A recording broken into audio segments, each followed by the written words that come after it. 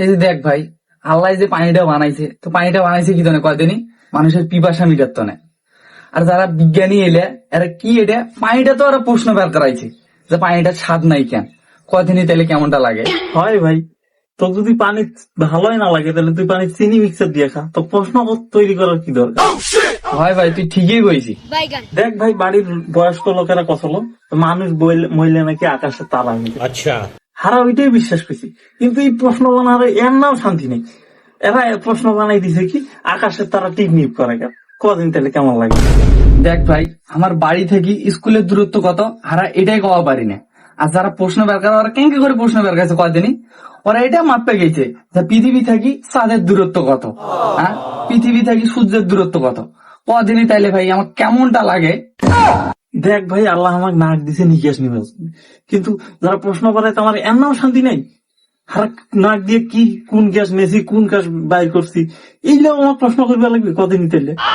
হয় ভাই, হ্যাঁ নিকাশ নিয়েছি এটাই মেলায়, নিকাশ না নিলে তো মরি গেলে হয়।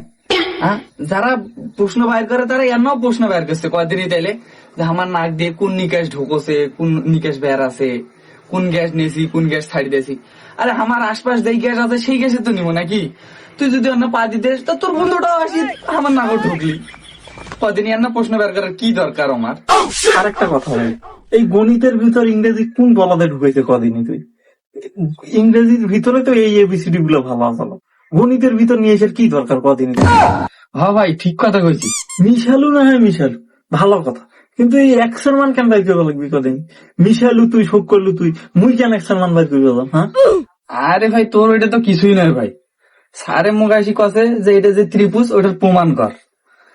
তাহলে ভাই কেমনটা লাগে কদিনই ভাই, মুও জানো যে ওটা ত্রিভুজ, স্যারও জানে যে ওটা ত্রিভুজ, স্কুলে যত ছাত্রছাত্রী আছে সবাই জানে যে ওটা ত্রিভুজ, এমনকি স্কুলে চৌকিদার পর্যন্ত জানে যে ওটা ত্রিভুজ। তাইলে অন্য প্রমাণ করার কি আছে ভাই? তাহলে কেমনটা লাগে কদিনই ভাই, এটা চিংড়ি মানুষের স্বভাব নয়।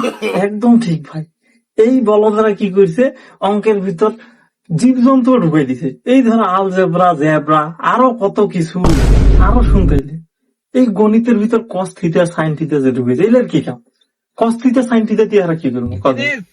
তোর হিসাব যে করবো আর এই হিসাব করার জন্য মনে করছে আমার কি 2+2 চাই, এই হিসাব করে আর কি করবো? ছোট মোটো একটা চাকরি করবো নাহলে একটা দোকান করবো, আর তো কিছু নাই।